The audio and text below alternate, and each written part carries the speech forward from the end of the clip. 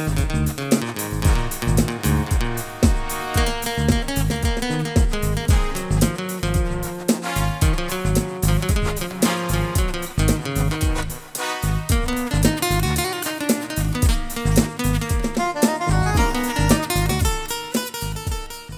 দর্শক, স্বাগত আপনাদের সবাইকে।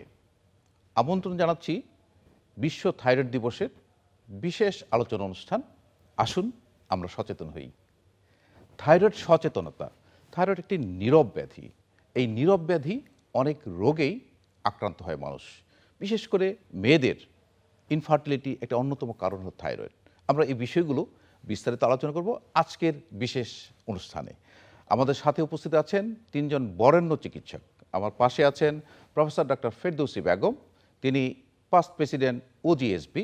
তার পাশে আছেন প্রফেসর ডক্টর ফারহানা দেওয়ান, তিনি বর্তমান প্রেসিডেন্ট ওজিএসবি। তার পাশে আছেন প্রফেসর ডক্টর ইন্দ্রজিৎ প্রসাদ, তিনি এন্ডোক্রাইনোলজি বিভাগের বিভাগীয় প্রধান, ঢাকা মেডিকেল কলেজ ও হাসপাতাল। আপনাদের তিনজনকেই স্বাগত আমাদের স্টুডিওতে। থাইরয়েড একটা নীরব ব্যাধি, আসলে কোনো সিমটম থাকে না, বোঝাও যায় না। তো আমি প্রথমেই প্রফেসর ডক্টর ইন্দ্রজিৎ প্রসাদ আপনার কাছে জানতে চাই যে এই যে জেনারেল কন্ডিশনগুলো, মানে থাইরয়েড হলে কিভাবে আমরা বুঝবো, বা থাইরয়েডের বর্তমান অবস্থানটা কি আমাদের দেশে? থাইরয়েড আসলে আপনি ঠিকই বলেছেন, একটি নীরব ঘাতক এবং মহামারী বলবো আমরা, কারণ বাংলাদেশে প্রায় 3,60,00,000 মানুষ কোনো না কোনো থাইরয়েড রোগে আক্রান্ত হয়ে আছে এবং এর ব্যাপকতা আপনি বুঝতে পাচ্ছেন। তো এই যে থাইরয়েডের রোগ বাংলাদেশে কিন্তু নারী পুরুষ উভয়েরই হয়ে থাকে এবং নারীদের আসলে থাইরয়েড রোগ হওয়ার সম্ভাবনা পুরুষদের থেকে প্রায় 10 গুণ বেশি। এই যে নারীরা যে থাইরয়েড রোগে আক্রান্ত হচ্ছে তাদের কিন্তু সবারই এই যে ন্যাচারাল যে প্রসেস, যে মা হওয়ার যে প্রসেসটা, বড় হওয়ার যে প্রসেসটা, এগুলো কিন্তু ফেস করতে হচ্ছে। 10 গুণ বেশি যেহেতু নারীরা আক্রান্ত হচ্ছে, সেক্ষেত্রে কিন্তু তাদের কিন্তু সাফারিংসটা অনেক অনেক বেশি। তো সেক্ষেত্রে নারীদের আসলে এই যে বললেন যে নারীরা 10 গুণ বেশি আক্রান্ত হচ্ছে, তাদের কি কি সমস্যাগুলো হয়? থাইরয়েডকে আমরা সাধারণত দুটো ভাগে ভাগ করে থাকি। একটা হচ্ছে যে হাইপার থাইরয়েডিজম, মানে থাইরয়েড গ্ল্যান্ড থেকে অতিরিক্ত হরমোন তৈরি হওয়া। আরেকটা আছে থাইরয়েড গ্ল্যান্ড থেকে কম তৈরি হওয়া, সেটাকে আমরা বলে থাকি হাইপোথাইরয়েডিজম। আরেকটা গ্রুপ আছে টিউমার হওয়া অথবা গোটা হওয়া, থাইরয়েড নোডিউল বলি এটাকে আমরা।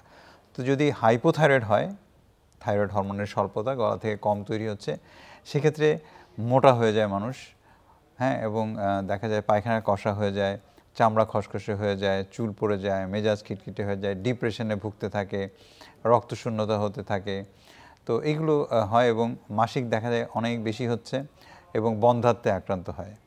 এই হচ্ছে যে হাইপোথাইরয়েডিজমের লক্ষণ। এবং বাচ্চা যদি হয় সে হাবাগোবা বাচ্চা হতে পারে, কিন্তু সেজন্য খুবই গুরুত্বপূর্ণ হাইপোথাইরয়েডিজম। হাইপার যেটা হচ্ছে, সেখানে অকারণেই মানুষ শুকিয়ে যেতে থাকে, বুক ধরফর করে, ঘাম হতে থাকে, চোখটা বড় হয়ে যায়, গলাটা বড় হয়ে যায়, পাতলা পায়খানা হতে থাকে এবং মাসিকের পরিমাণ কমে যেতে থাকে। এই যে ফিচারগুলো, সেগুলো দেখে কিন্তু আমরা বাইরে থেকে কিন্তু বুঝতে পারি যে একটা রুগী যে থাইরয়েডের রোগে আক্রান্ত। এবং রুগীদের কাছেও যদি এই তথ্যটা থাকে, আজকের আলোচনা থেকে তারা যদি বোঝে, তাহলে কিন্তু তারা নিজেরাও আইডেন্টিফাই করতে পারবে তাদের থাইরয়েড রোগ হওয়ার সম্ভাবনা রয়েছে এবং তার যে নিকটস্থ চিকিৎসক, একজন হরমোন বিশেষজ্ঞ, ইভেন MBBS ডাক্তারও কিন্তু অনেক সময় এটা বুঝতে পারবে যে তার থাইরয়েড রোগে আক্রান্ত হয়েছে। এবং এখন সুখের বিষয় হচ্ছে জেলা উপজেলা পর্যন্ত কিন্তু এই থাইরয়েড হরমোনের টেস্ট কিন্তু বিস্তৃত হয়েছে এবং সহজেই কিন্তু এই থাইরয়েড হরমোনের রোগ কিন্তু মানুষ একটুখানি রক্ত পরীক্ষা করে কিন্তু আইডেন্টিফাই করতে পারে। এবং যদি ধরা পড়ে, সেই ক্ষেত্রে সেখানে চিকিৎসা অথবা হায়ার সেন্টারে এবং মেডিকেল কলেজগুলো রয়েছে, বিভিন্ন সেন্টার রয়েছে, সেখানে কিন্তু সরকারি বেসরকারি পর্যায়ে কিন্তু থাইরয়েড রোগের চিকিৎসার সুব্যবস্থা রয়েছে। থাইরয়েডের চিকিৎসা পর্বে আপনার সাথে পরে আসবো। আমি প্রফেসর ডক্টর ফারহানা দেওয়ান আপনার জানতে চাই যে কথাটি স্যার বললেন যে বন্ধ্যাত্ব একটা অন্যতম কারণ এই থাইরয়েড রোগের। তো আসলে তো যে মেয়েরা বিবাহ করছে বা তারা সন্তান ধারণ করার চিন্তা করছে, প্ল্যানিং করছে, অনেক সময় দেখা যায় তাদের বাচ্চা হচ্ছে না থাইরয়েডের কারণে। এই বিষয়ে প্রেক্ষাপটটা যদি একটু বলতেন। প্রেগন্যান্সির জন্য যে জিনিসটা বেশি জরুরি সেটা হলো ওভুলেশন, ডিমটা মাসে মাসে যেটা আসবে সেটা। তো দেখা গিয়েছে যে হাইপারথাইরয়েড যাদের বেশি থাকে হরমোন, তাদের অত ওভুলেশনের প্রবলেম হয় না, কিন্তু হাইপোথাইরয়েড যাদের থাকে তাদের প্রবলেম হয়। এবং থাইরয়েড হরমোনটা এমন একটা হরমোন, এটা কিন্তু বডিতে রিপ্রোডাক্টিভ যে আমাদের যে বাচ্চা ধারণ ক্ষমতা, সেটাও ইফেক্ট আছে। এবং দেখা যায় যে বাচ্চা তার হচ্ছে না এবং মাসিকটাও ঠিক মতো আসে না। উনি অলরেডি বলেছেন যে মাসিকের কম হতে পারে। হাইপোথাইরয়েডিজম যার মাসিকটা কম হয় অথবা মাসে দুবারও হতে পারে। হাইপো যখন হরমোনের যখন কম থাকে তখন কিন্তু দেখা যায় তার মাসিক বন্ধ হয়ে যেতে পারে অথবা মাসিক আবার হেভিও হতে পারে। অথবা দেরি দেরি করে হতে পারে। এই সমস্যাটা দেখে বোঝার চেষ্টা করবো আমরা, তারপর তো আমরা পরীক্ষা করে বুঝতেই পারবো। এবং হাইপোথাইরয়েড যেটা হয় সেটা হলো হরমোনের অভাব, মানে কোনো একটা কারণে অপারেশন হয়েছে বা রেডিয়েশন হচ্ছে, এরকম হয়। তো এখন আমরা যদি প্রেগনেন্সি কেন হচ্ছে না তাতে আসি, হরমোনটা যদি ঠিক লেভেলে না থাকে 2 to 3%, মানে ইনফার্টিলিটি যারা তাদের 2 to 3%ই হচ্ছে হাইপারথাইরয়েড অথবা থাইরয়েড প্রবলেমের জন্য। বাট আমরা কিন্তু ইয়াং মেয়েদের অংশ দেখি যে পিসিওএস পলিসিস্টিক ওভারিয়ান সিনড্রোম থাকে, বা তারাও কিন্তু ইনফার্টিলিটি। চাইল্ডহুড থেকে কিশোরী যে চেঞ্জগুলো আসবে সেটা আসতে একটু ডিলে হতে পারে। যখন কিশোরী বয়সে আসে তার মেনস্ট্রুয়েশনের সমস্যাগুলো হতে পারে। যখন প্রেগনেন্সি নিতে চায় তখন কিন্তু এমন হলো যে না, কনসিভ করছেই না, কনসিভ করলো তখন দেখা গেলো মিসক্যারেজ বেশি হয়ে যাচ্ছে, অথবা দেখা যাচ্ছে যখন বাচ্চাটা আরেকটু ভিতরে গ্রো করছে তখন বাচ্চার কিছু প্রবলেম, মহিলার কিছু প্রবলেম, আর ডেলিভারি পরে বাচ্চারও আউটকাম কিন্তু অনেক সময় সমস্যা হতে পারে। এই প্রবলেমগুলো কিন্তু প্রেগনেন্সিতে হতে পারে। যখন টিএসএইচ লেভেলটা, এর জন্য টিএসএইচ লেভেলটাকে নর্মালে রাখতে হবে। সেইটা যদি নর্মালে থাকে তাহলে কিন্তু প্রেগনেন্সির চান্সও বেশি থাকে, এবং প্রেগনেন্সি এটা একটা লেভেল আছে যে লেভেলে আমরা বলবো যে এই যে হরমোনটা যদি এটা থাকে, কারণ থাইরয়েড গ্ল্যান্ডে একটা হরমোন রিলিজ হয়, এই হরমোনটা দেখে আমরা বুঝতে পারি তার বেশি আছে নাকি তার কম আছে, সেটাকে আমাদের কন্ট্রোলে রাখতে হবে, তখনই কিন্তু প্রেগনেন্সির চান্সটা বেশি। তো সেক্ষেত্রে কোনো স্ক্রিনিং করে, বা আপনাদের কাছে যেন একজন মা প্ল্যানিং করছে যে সে বাচ্চা নেবে, তখন কি কোনো স্ক্রিনিং প্রোগ্রাম করে আপনারা টিএসএস লেভেলটা নির্ণয় করেন কি? স্ক্রিনিং প্রোগ্রাম তো অবশ্যই করে, এবং যখন কেউ কনসিভ করে, আমি তার আগে একটু পিছনে যেতে চাই, প্রেগনেন্সি হয় নাই, কাপলটা এসে বললো যে আমরা বাচ্চা চাই, তখন যদি আমরা ওনার পরীক্ষাগুলো করি তাহলে কিন্তু আমরা ধরা পড়বে যে ওনার থাইরয়েড সমস্যা আছে কিনা। কারণ থাইরয়েড যদি আনকন্ট্রোল থাকে আর কেউ যদি কনসিভ করে, ওই সময় কিন্তু বাচ্চাটার জন্মগত ত্রুটি হওয়ার সম্ভাবনা থাকে। কিন্তু থাইরয়েড ওষুধ যদি কেউ খায়, ওষুধ খেয়ে যদি প্রেগনেন্সি হয়, কনসিভ করে এবং প্রেগনেন্সি কন্টিনিউ করে, তখন থাইরয়েড ওষুধ খেতে পারবে। প্রফেসর ডক্টর ফেরদৌসী বেগম, যেসব মারা থাইরয়েড রোগে ভুগছে, যারা গর্ভধারণ করলেন, তাদের ক্ষেত্রে কি করা উচিত? আমি একটা পার্সেন্টেজ বলবো, সেটা হচ্ছে যে আমাদের যে প্রেগনেন্ট মহিলা রয়েছেন তাদের মধ্যে 8 to 10%, মানে 12 জন থেকে 10 জনের মধ্যে একজনের থাইরয়েডের সমস্যা আছে প্রেগনেন্সিতে। তো সুতরাং একটা বড় নাম্বার প্রেগনেন্সি হতে সমস্যা হতে পারে, দেরি হচ্ছে কারণ ডিমটা সময় মতো আসছে না। এবং এইটার ভিতরে যে থাইরয়েড হরমোন, আসলে থাইরয়েড কী জিনিস ইন্দ্রজিৎ হল বলবে হয়তো, যে এখানে আমাদের একটা ছোট্ট গ্ল্যান্ড আছে, সেখান থেকে কয়েকটা রস বের হয়, সেটাই আমরা বলি thyroxine, which is very important. তো থাইরক্সিনকে আবার রিলিজ করার জন্য একটা হরমোন আছে, সেটা হচ্ছে টিএসএইচ। আমরা সেটা দিয়ে সাধারণত টেস্টগুলো করি, থাইরক্সিন একটু পরে টেস্ট করি।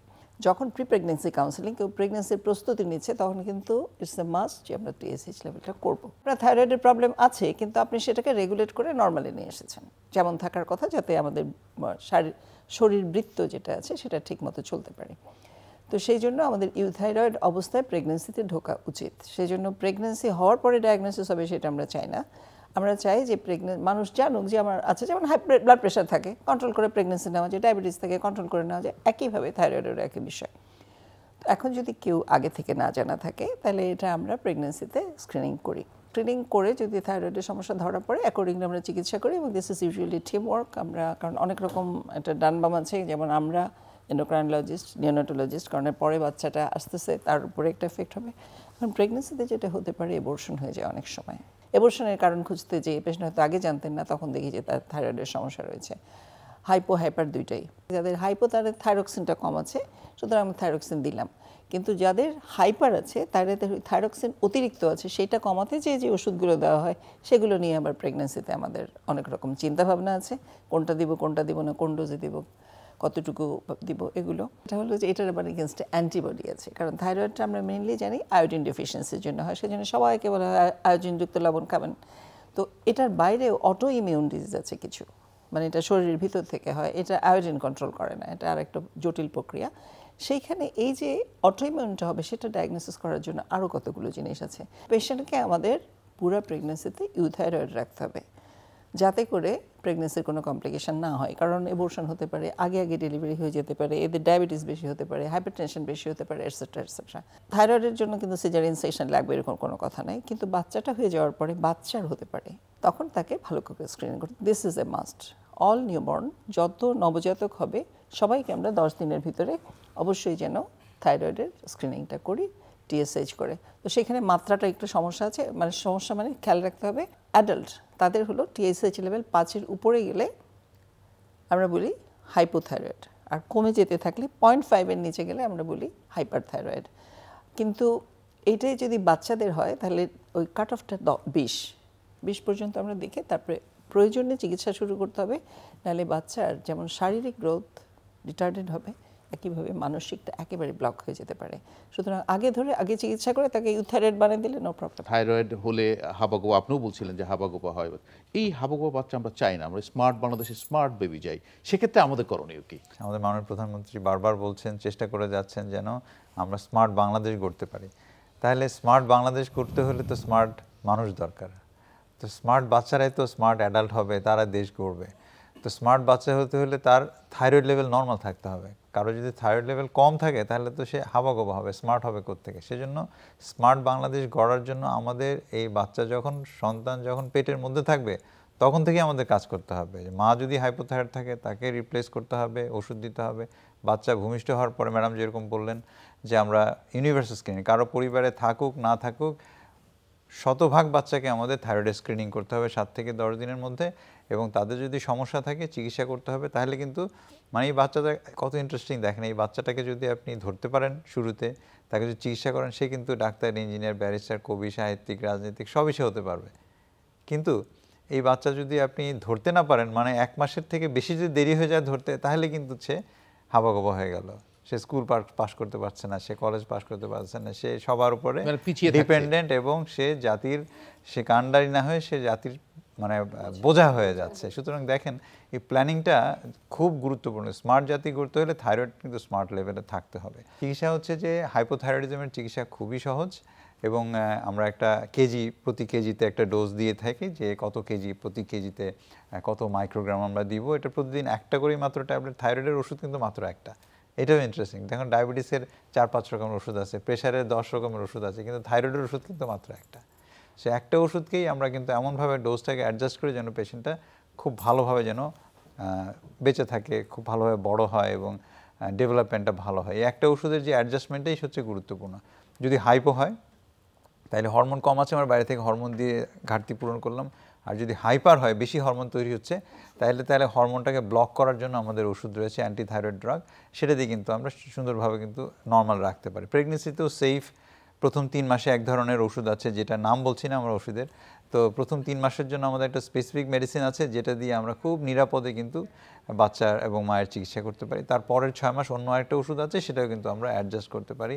নর্মালি আমরা 6 মাস পর থাইরয়েড পরীক্ষা করি, কিন্তু যারা প্রেগনেন্ট হবেন তাদের কিন্তু প্রতি 4 সপ্তাহ পরপরই থাইরয়েড পরীক্ষা করে ডোজ অ্যাডজাস্ট করতে। কারণ বাচ্চা যত বড় হবে, তার ব্রেইন যত বড় হবে, তত সে বেশি ডিম্যান্ড করবে, এবং প্রতি মাসেই কিন্তু এটা খুব ডাইনামিক চেঞ্জ হতে থাকে, এবং সেই চেঞ্জের সাথে সাথে যদি আমরা ডোজ অ্যাডজাস্ট করতে পারি, তাহলেই কিন্তু আমরা স্মার্ট বাচ্চা না। সেক্ষেত্রে একটা জিনিস থেকে যায়, আমরা কিন্তু প্রায় দেখি যে হাইপোথাইরয়েডের পেশেন্ট তারা ওষুধ খাচ্ছে, আপনারা বলেছেন যে 4 মাস পর সে পরীক্ষা করতে হবে, কিন্তু আসছে না। তখন হচ্ছে এই পেশেন্টটা ওষুধ খেয়েই যাচ্ছে কন্টিনিউ, পরবর্তীতে সেই হাইপো পেশেন্টটা হাইপার হয়ে যাচ্ছে। পরীক্ষার মাধ্যমে কিন্তু আপনার ডোজটা নির্ধারণ করে থাকে। কোনো ক্ষেত্রে আছে যে ওষুধ কিন্তু বন্ধ করা যায়। অনেকের ধারণা আছে থাইরয়েডের ওষুধ একবার শুরু করলে সারা জীবন খেতে হবে। সব ক্ষেত্রে কিন্তু ঠিক না। 40-50% ক্ষেত্রে কিন্তু সারা জীবন খেতে হয়, এবং অনেক পেশেন্টকে কিন্তু বন্ধ করে। তারও একটা টেস্ট আছে, অ্যান্টিথাইরয়েড ম্যাডাম বলছিলেন যে অটো ইমিউনিটি। তো যাদের অটো ইমিউনিটি পজিটিভই থাকে তাদের ধরতে হবে, তার সারা জীবন খেতে হবে। যারা অটো ইমিউনিটি নর্মাল থাকবে তাদের আমরা ট্রাই করতে পারি বন্ধ করা যায় কিনা। সো সেজন্য একবার দিয়ে দিলাম, সেটা সারা জীবন সে খেয়ে গেল ডাক্তারের সাথে কথা না বলে, সেটা হাইপার থেকে হাইপো হতে পারে, হাইপো থেকে হাইপার হতে পারে, যদি সে নিয়মিতভাবে পরীক্ষা না করে। হ্যাঁ, ঠিক বলেছেন, রেগুলেশনের ভিতরে থাকে, পরীক্ষা করতে হবে এবং ডোজটা ঠিকঠাক মতো অ্যাডজাস্ট করতে হবে। এবং হাইপো হচ্ছে যে সারা জীবন অনেক সময় খাওয়া লাগে, কিন্তু হাইপারের যে ট্রিটমেন্টটা সেটা কিন্তু সাধারণত 12 থেকে 18 মাসের মধ্যে কিন্তু আমরা ওষুধটা কিন্তু বন্ধ করে দিতে পারি, সম্পূর্ণ কিউর হয়ে যায়, এবং 70 থেকে 80% কিন্তু ওষুধের মাধ্যমে সম্পূর্ণ ভালো হয়ে যায়। কোনো ক্ষেত্রে যারা একদম ভালো হচ্ছে না অথবা ওষুধের সাইড এফেক্ট হচ্ছে, তখন আমাদের রেডিয়েশনের ব্যবস্থা আছে, সেটা আমাদের সরকারিভাবে আমরা রেডিওয়াইডিন থেরাপি দিয়ে থাকি। এবং যাদের আরও জটিল পরিস্থিতি তাদেরকে সার্জারিও করা যায়, আমাদের অনেক ইকুইপমেন্ট আছে এখানে, আমরা এগুলো করতে পারি। তো বেশিরভাগ রোগী কিন্তু ওষুধের মাধ্যমে ভালো হয়ে যায়, এবং ঠিকমতো যদি ফলো আপ করে তাহলে কিন্তু সবাই ভালো থাকে। প্রফেসর ডক্টর ফারহানা দেওয়ান, আমরা আসলে সচেতন হতে চাই। আপনি বলেছিলেন যে প্রি কনসেপশনাল কাউন্সিলিং, তখন আপনারা কি করে থাকেন কাউন্সিলিং? তার আগে আমি ওনার কোশ্চেনে ওনার মন্তব্যে একটা কথা বলতে চাই। উনি বলেছেন যে হাইপারথাইরয়েডে আয়োডিন দেওয়া প্রয়োজন হয়। তো তখন কিন্তু প্রেগনেন্সি নেওয়া যাবে না। এই ইনফরমেশনটাও দিতে হবে যে ওই সময় কিন্তু প্রেগনেন্সিটা ডেফার মানে পিছাতে হবে। তার যে প্রেগনেন্সি প্ল্যানও থাকে, ওষুধ খাওয়ার পরে একটা মিনিমাম একটা গ্যাপ আছে, সেটা দেওয়ার পরে সে প্রেগনেন্সির জন্য ট্রাই করতে পারে। এই ইনফরমেশনটা প্রেগনেন্সির আগে আমি বলছিলাম কি অনেকে তো নিয়ে আসলো, সবাই সব জায়গায় টিএসএইচটা আমরা করতে পারি না খরচের জন্য, কিন্তু এটা আসলে আস্তে আস্তে মনে হয় একটুখানি ম্যান্ডেটরি করে দিতেই হবে। ব্লাড সুগারের মতো আমরা কি করি, haemoglobin, blood grouping, blood sugar, এই তিনটা তো মাস্ট করি।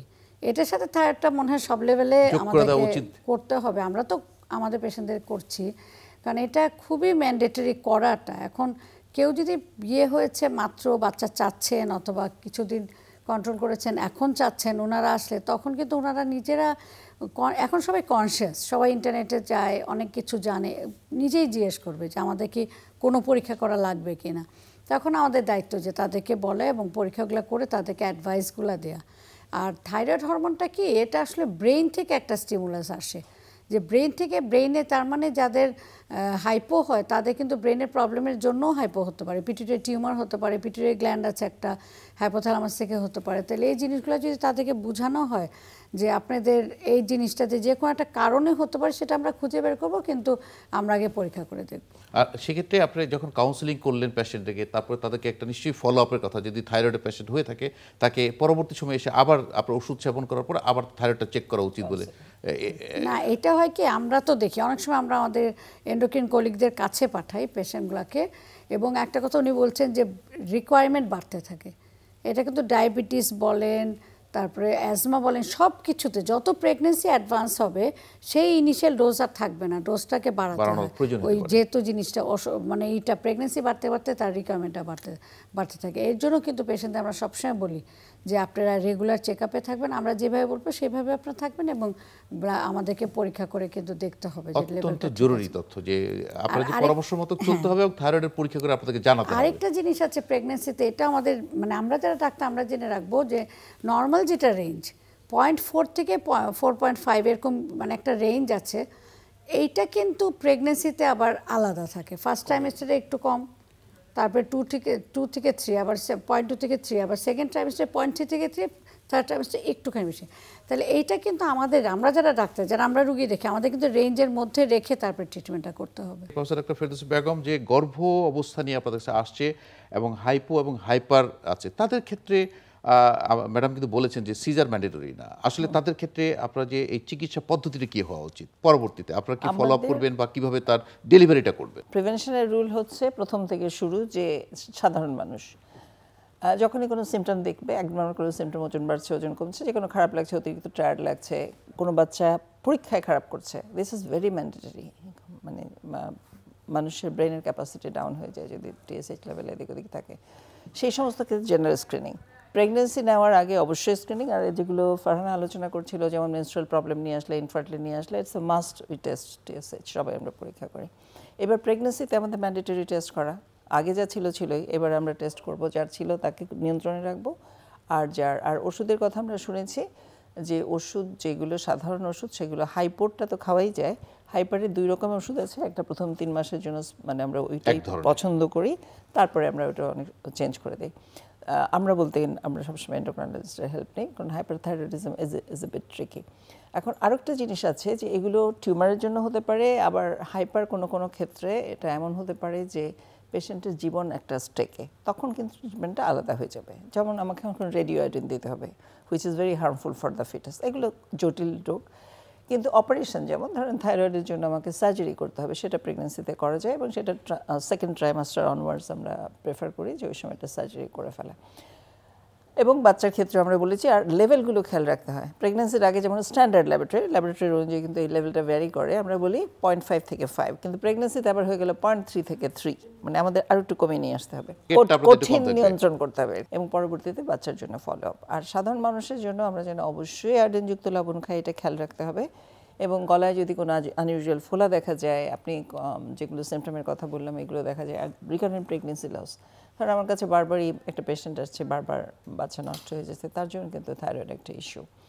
সুতরাং আমাদের সবাইকে মানে এই বিষয়ে সচেতন থাকতে হবে যে ইয়েস থাইরয়েড আছে, এটার বলা হলো যে একসময় হয়তো আপনি ওষুধ ছেড়ে দিতে পারবেন, কিংবা হয়তো আপনাকে খেতে হবে, কিন্তু সেটা যেন আমি বুঝে শুনে খাই, তাই না? খেতেই থাকছি অথবা ছেড়ে দিয়েছি, খেয়াল করছি না, ক্ষতি হয়ে যাবে তখন। আর ডেলিভারির ক্ষেত্রে তার ডেলিভারির ক্ষেত্রে আমরা তাকে ফলো আপ করবো, যেমন লাগবে তেমন আমাদের অবস্টেট্রিক রিজনে হবে। Thyroid is not a special indication for caesar. যেমন হাই ব্লাড প্রেশার থাকলে আমরা অনেক সময় সিজার করে দিই, কিন্তু থাইরয়েডের জন্য যে হাইপার আছে, হাইপো আছে, নো। বরং একটা কথা আমি বলি, সেটা হচ্ছে যে আনকন্ট্রোল থাইরয়েডাইটিস অবস্থায়, মানে থাইরয়েডের সমস্যাটা এখন কন্ট্রোলে আসে নাই, তখন কিন্তু আমরা যদি এমার্জেন্সি না হয়, we defer any kind of surgery. একদম তখন একটা বিশাল ক্রাইসিস হতে যাবে। হাইপোতেও একটা ক্রাইসিস হতে পারে, হাইপার থেকেও একটা একেবারে লাইফ থ্রেটনিং কন্ডিশন হয়ে যেতে পারে। সুতরাং যদি এমার্জেন্সি সার্জারি হয়, আমরা হাই ডোজে ওষুধ দিয়ে এটা কন্ট্রোল করে তারপরে অপারেশন করি। কিন্তু যদি দেরি করা যায়, তাহলে অবশ্যই দেরি করে কন্ট্রোল করে তারপরে অপারেশনগুলো করতে। প্রফেসর ডক্টর ইন্দ্রজিৎ প্রসাদ, আপনার কাছে জানতে চাই, ইজ দেয়ার এনি প্রিভেনশন, মানে এই যে রোগগুলো আমরা স্মার্ট বেবি চাই, এই প্রিভেনশনের কি পদ্ধতি আছে? প্রথম পদ্ধতি যেটা হচ্ছে যে সেটা হচ্ছে যে বেসিক্যালি প্রথম 6 মাস আমরা সবসময় বলে থাকি যে মানে 6 মাস তাকে বুকের দুধ খাওয়াতেই হবে, মায়ের বুকের দুধ খেতে হবে। এটা কিন্তু শুধুমাত্র নিউট্রিশনের জন্য তা কিন্তু নয়, অনেক রোগ কিন্তু প্রতিরোধ হয়। টাইপ 1 ডায়াবেটিস বলে একটা রোগ আছে, খুব সিরিয়াস রকমের ডায়াবেটিস। যারা প্রথম 6 মাস মায়ের বুকের দুধ না খেয়ে গরুর দুধ খান, তাদের কিন্তু এই ধরনের সিরিয়াস রকম টাইপ 1 ডায়াবেটিস। এবং যে কোনো রকমের অটোইমিউনিটি কিন্তু তারা যদি ফার্স্ট 6 মান্থসে যারা যে ম্যান্ডেটরি ব্রেস্ট ফিডিং এটা যদি না করেন, তাহলে কিন্তু এগুলো রোগ, থাইরয়েড রোগ কিন্তু হতে পারে। এটা একটা বলা হয় যে শাল দুধ একটা প্রথম টিকা এটা শিশুর জন্য, এটা বলা হয়। যে টিকার কথা বলেন, আরেকটা টিকার কথা বলি, সেটা হচ্ছে ইনফ্লুয়েঞ্জা টিকা। আমাদের দেশে কিন্তু টিকার চল কিন্তু বিশেষ করে অ্যাডাল্টদের মধ্যে টিকা দেওয়ার প্রবণতা কিন্তু খুব কম। আমরা যখন বলি টিকার কথা, তখন মানুষ বলে যে টিকা তো বাচ্চাদের জন্য। কোভিডের সময় বুঝতে পেরেছে মানুষ যে আসলে অ্যাডাল্টদেরও টিকা দেওয়া। সেরকম ইনফ্লুয়েঞ্জার টিকা যদি আমরা প্রতি বছর দিই, যদি ইন্ডিকেশন থাকে, বিভিন্ন রকম ইন্ডিকেশন, সেক্ষেত্রে কিন্তু যে ভাইরাস দ্বারা যে থাইরয়েডের সমস্যা হয়, সাবঅ্যাকিউট থাইরয়েডাইটিস, এগুলো হওয়ার সম্ভাবনা কিন্তু অনেক অনেক কমে যাবে। এবং প্রপার নিউট্রিশন, অনেকে দেখবেন যে ইদানিং বিভিন্ন রকম ফ্যাশনেবল ডায়েট খায়, কেমন যে কার্বোহাইড্রেট বাদ দিয়ে দিলাম, এটা করলাম, ওটা করলাম, কেমন মানে ফাস্ট ফুডের কথা বলছেন।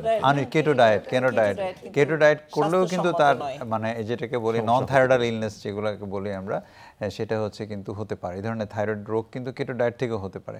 সুতরাং যে সুস্থ স্বাভাবিক খাবার, সুষম খাদ্য, এটা কিন্তু খেতে হবে, ভ্যাকসিনেশন করতে হবে রেগুলার, প্রথম 6 মাস মায়ের দুধ খাওয়াতে হবে, তাহলে কিন্তু থাইরয়েডের রোগ প্রিভেনশনের সম্ভাবনা আছে। আরেকটা আমি কথা বলে রাখি, অনেকের মধ্যে ধারণা আছে থাইরয়েডের রোগ হলে বুঝি বাচ্চা হয় না। মেয়েদের যখন থাইরয়েডের রোগ হয়, প্রথমে এসে জিজ্ঞেস করে, স্যার আমার কি বাচ্চা হবে, অথবা আমার মেয়েটা কি মা হতে পারবে? এটার মধ্যে অনেক ভুল ধারণা আছে যে থাইরয়েডের রোগ হলে বুঝি বাচ্চা হয় না। এবং অনেকে বিয়ে শাদী নিয়েও সমস্যা হয়ে যায়, যে ওর সাথে ওই ফ্যামিলিতে বিয়ে দিব, ওর তো থাইরয়েডের সমস্যা। অনেকে কাউন্সিলিং করতেছে, জিজ্ঞেস করতে আসে বিয়ে করবো কিনা ওই ফ্যামিলিতে। তো এটা আমরা খুব ক্লিয়ারলি বলি যে আমার অনেক মানে থাইরয়েডের রোগী আছে যাদের 6টা পর্যন্ত বাচ্চা আছে এবং সবাই নর্মাল। তাহলে এটা বোঝা যাচ্ছে চিকিৎসা করলে এটা কোনো সমস্যাই না। সুতরাং এটা নিয়ে ভয় পাওয়ার কোনো কারণ নেই। এবং বাংলাদেশে প্রত্যেকটা ইনভেস্টিগেশন হয়, আমাদের এখন অনেক এক্সপার্ট রয়েছেন যারা থাইরয়েডের চিকিৎসা করেন। আমাদের গাইনোকোলজি ম্যাডামরা অত্যন্ত আপডেটেড এবং প্রত্যেকটা পেশেন্টকে কিন্তু তারা স্ক্রিনিং করেন। সেজন্য আসলে আমরা সবাই মিলে যখন পেশেন্টদের কেয়ার নেই, খুবই ভালো থাকে। এখানে আমাদের সচেতনতার একটা মূল পয়েন্ট, আমাদের আরো সচেতন হতে হবে। প্রফেসর ডক্টর ফারহানা দেওয়ান, আপনি যদি আমাদের দর্শকদের শেষ পরামর্শ এই বিষয় নিয়ে। আমাদের কাছে ওনারা আসবেন, পরীক্ষাটা করবেন, এবং যদি কেউ এমন মনে করে যে হ্যাঁ আমরা প্রেগন্যান্সি নিতে চাই, ডক্টরের কাছে একটু শুনে আসি, তাহলে সবচেয়ে ভালো হয়। তাহলে ওনারাও বুঝতে পারবেন, আমরাও একটা স্যাটিসফ্যাকশন হবে যে হ্যাঁ আমরা ওনাদেরকে প্রপার অ্যাডভাইস দিতে পেরেছি। এবং আমি এটাই বলতে চাই যে ওনারা যেন আমাদের কাছে আসেন, সচেতন হন। প্রফেসর ডক্টর ফেরদৌসী বেগম, গর্ভবতী মাদের ক্ষেত্রে যারা থাইরয়েড রোগে ভুগছেন, তাদের ক্ষেত্রে আপনার পরামর্শ কি? প্রথম কথা হচ্ছে যে আপনার থাইরয়েড লেভেল আপনি জেনে নিন, এটা অত্যন্ত গুরুত্বপূর্ণ। TSH লেভেলটা প্রত্যেক মায়ের জানা উচিত। এবং যদি আপনার থাইরয়েডের কোনো প্রবলেম থাকে, ঘাবড়ানোর কিচ্ছু নাই, আপনার জন্য আমরা আছি। এবং প্রয়োজনে আমাদের এন্ডোক্রাইনোলজি ভাই বোনরা যারা আছেন তাদের সহযোগিতায় এবং নিওনেটোলজিস্টদের সহযোগিতায় আশা করি আপনাকে একটা খুব ভালো বাচ্চা, সুস্থ বাচ্চা আমরা দিতে পারবো। আপনাদের তিনজনকে অসংখ্য ধন্যবাদ, আপনাদের ব্যস্ততার মাঝে আমাদেরকে সময় দিয়েছেন, আপনাদের প্রতি কৃতজ্ঞতা। প্রিয় দর্শক, চলুন আমরা সচেতন হই। থাইরয়েড কোনো রোগ নয়, এর চিকিৎসা আছে এবং চিকিৎসা করলে এ রোগ ভালো হয়ে যায়। এবং ওষুধ সারা জীবন খেতে হবে এমন ধারণা সঠিক নয়। এবং বন্ধ্যাত্বর অন্যতম কারণ থাইরয়েড, কাজেই থাইরয়েডের চিকিৎসা করলে এই বন্ধ্যাত্ব থাকবে না এবং আপনার সুস্থ সবল ভালো শিশু জন্ম নেবে। দর্শক সবাইকে শুভেচ্ছা, ভালো থাকুন, শুভকামনা সকলের জন্য।